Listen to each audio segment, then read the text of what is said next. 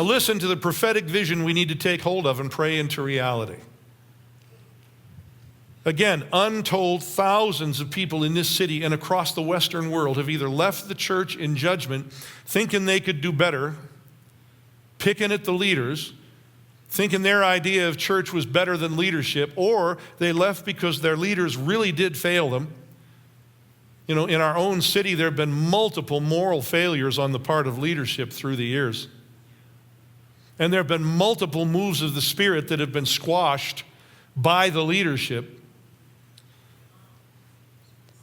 Been multiple incidences of people who were more interested in building kingdoms around themselves than with equipping the saints and calling them into their individual destinies. There's been that. Leaders in our city and in other cities around the nation have started out in revival, and people signed up for it only to be disappointed when the leader shut it off. There have been church splits in this city over and over again. When the spirit of Leviathan, the twisting serpent, twisted words and perceptions to set segments of congregations against one another, and people walk away from that hurt because somebody wrecked their family.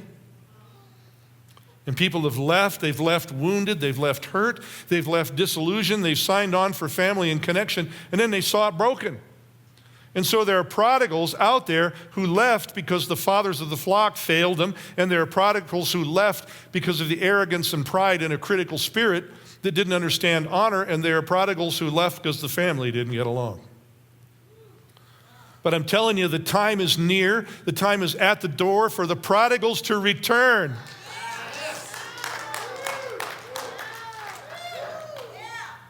I'm going to tell you, for a long time, this is a personal confession, for a long time, I have felt like the father on the rooftop, watching the horizon, aching in my heart for the prodigals to return so that I can run to meet them.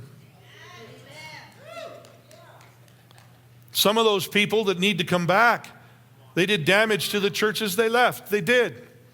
Full of pride, arrogance, and judgment. 1/3 of the father's estate. And there are those who would warn me against them as they come home, but I don't care. I don't. I want to say, come home because it's time. Come home because there's love in the house. See, if the church or any family is to recover the prodigals who's left, there can't be one shred of judgment while they're gone or when they start coming home. It can't be there. And then I want you to take this home, because it applies to every family. It applies to every household, as well as the household of God. When the prodigals return, there can't be a whisper of "I told you so." There can't be any conditions. There can't be any impositions of seasons of restitution or testing to restore the broken trust. We have to be ready to be, somebody just said tough love. Tough love is often a mask for abuse. There's a time to tell the truth, yes. But tough love is a word we often use when we really want to hurt somebody. I don't know how many people have said, "I'm doing this to you, I'm telling you this in love." And to use a word other than the one I want to use, that's bull skubala. And some of you know what the literal translation out of Paul's epistles for the word skubala is.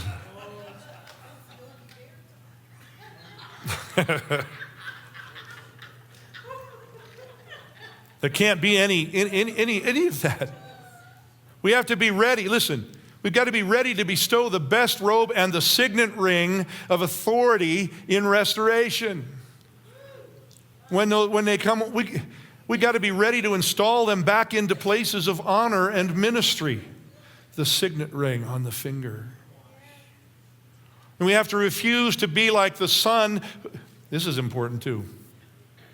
We have to refuse to be like the son who'd been there all along. The one who was faithful all along. The one who never left the family. The one who objected to the party and the celebration. The one who felt cheated because the son who destroyed so much seemed to be getting so much more favor. We've got to refuse to be like him. Now, a major prophetic word right now, I mean, one of several major prophetic words of the hour right now is holiness.